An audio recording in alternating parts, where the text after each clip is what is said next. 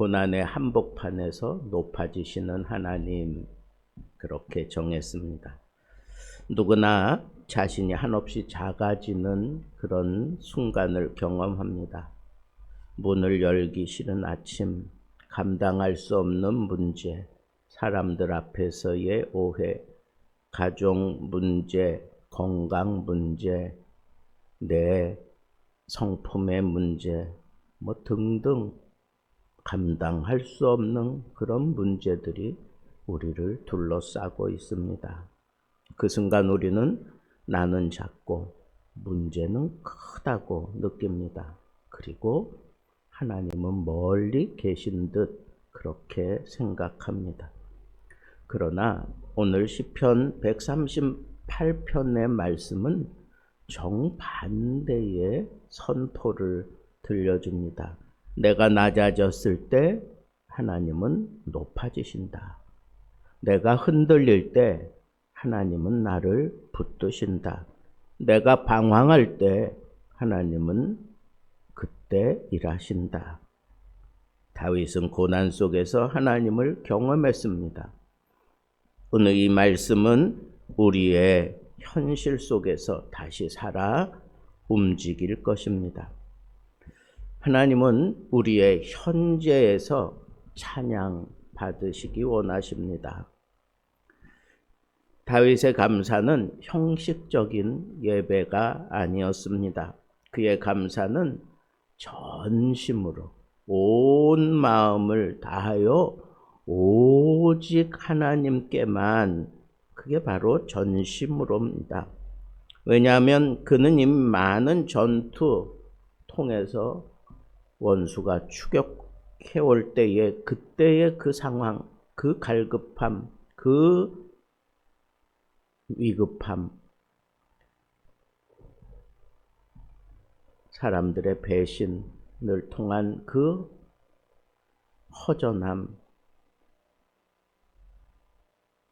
순간순간 감당할 수 없는 그런 위기를 지나면서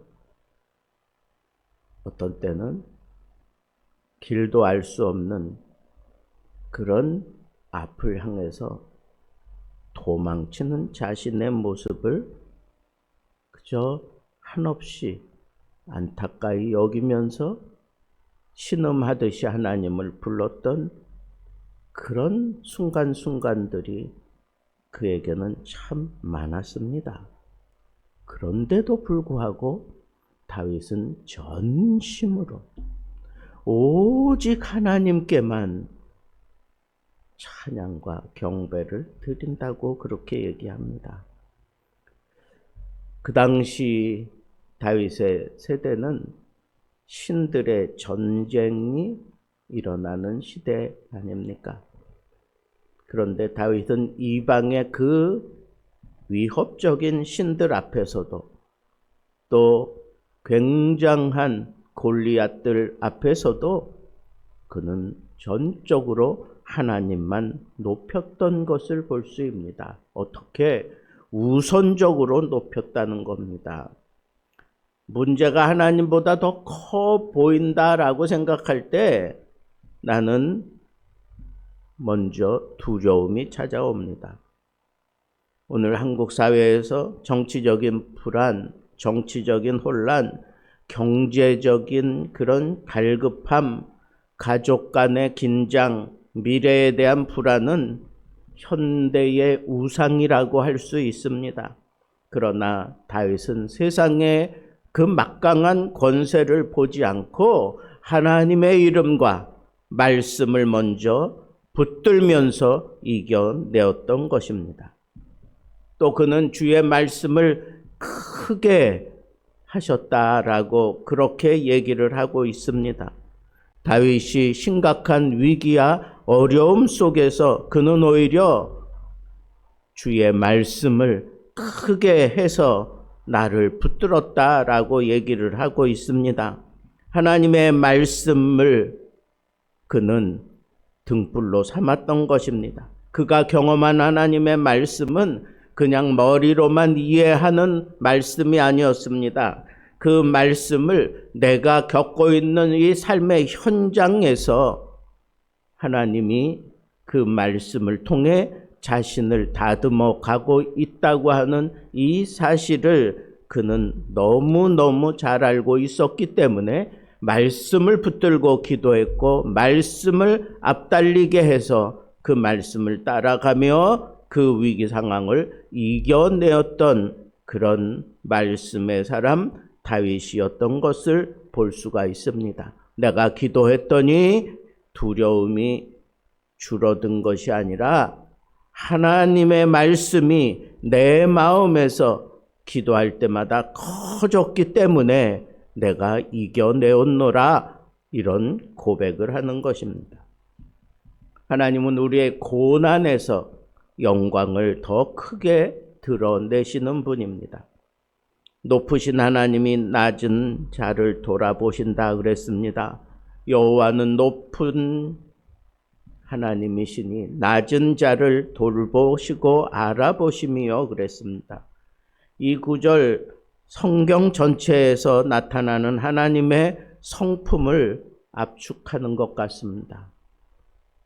아브라함이 아들을 얻지 못했을 때, 요셉이 구덩이에 던져졌을 때, 모세가 미디안 광야로 쫓겨났을 때, 다윗이 도망자의 삶을 근근히 이어가고 있을 때, 사울이 다메섹 도상에서 넘어졌을 때, 하나님은 낮아진 자의 자리에서 거기서 함께 일하고 계시는 것을 우리는 이 성경을 통해서 너무너무 강렬하게 도전받고 있지 않습니까?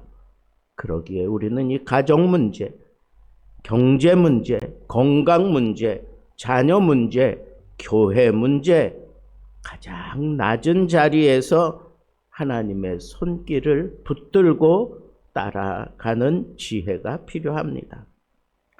또 하나님께서는 높은 자는 멀리서도 아신다, 그렇게 얘기를 합니다. 이 얘기는 무슨 얘기입니까? 교만한 자는 멀리서도 아신다 하는 그런 표현입니다.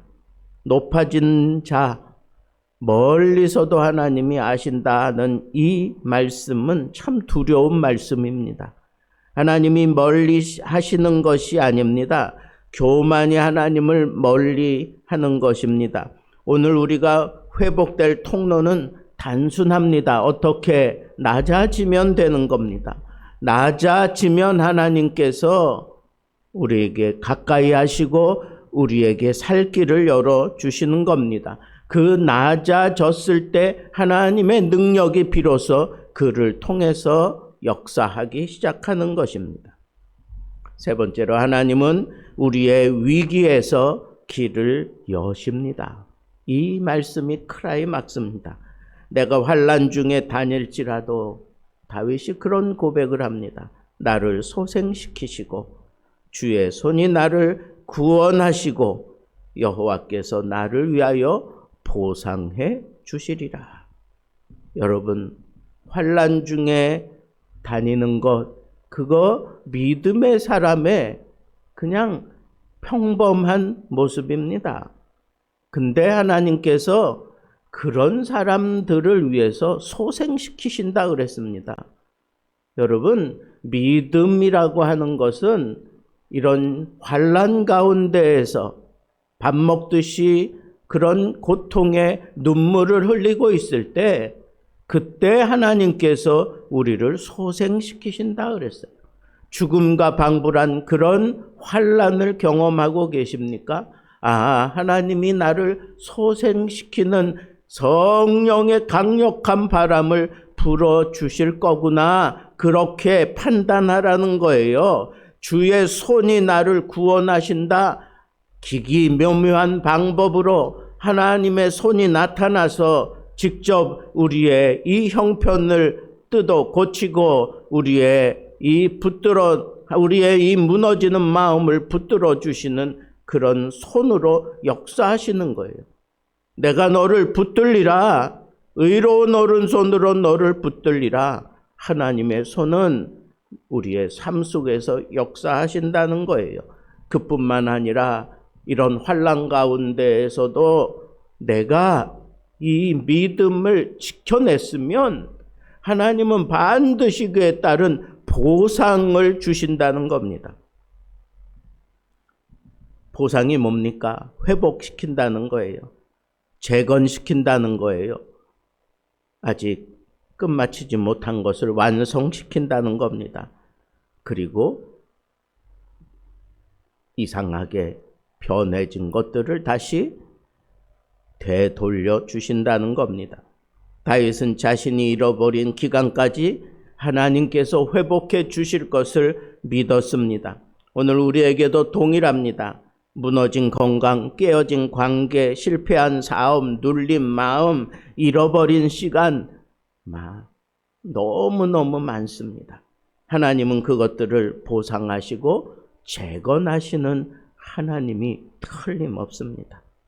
오늘 우리의 말씀, 우리가 하나님 앞에 붙들고 있는 이 말씀을 한번 다시 점검해 보시기 바랍니다.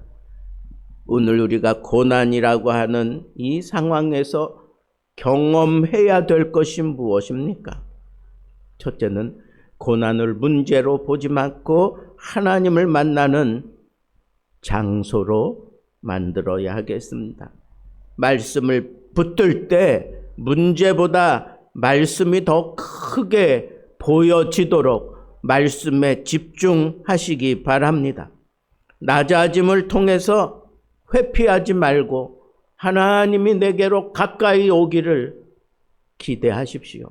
낮아지면 하나님이 찾아오신다는 말입니다. 영혼의 소생을 위해서 여러분들이 하나님 앞에 매달리라는 것입니다. 하나님은 이 고난을 통해서 우리를 회복시키기 원하신다는 거예요. 우리를 다시 회복시키시기 위해서 고난을 하나님께서 주셨다는 겁니다. 오늘 말씀을 총정리하면 한마디로 하나님은 여러분들을 위해서 일하신다 하는 겁니다. 다윗의 고백은 우리를 향한 하나님의 약속을 보여주는 겁니다.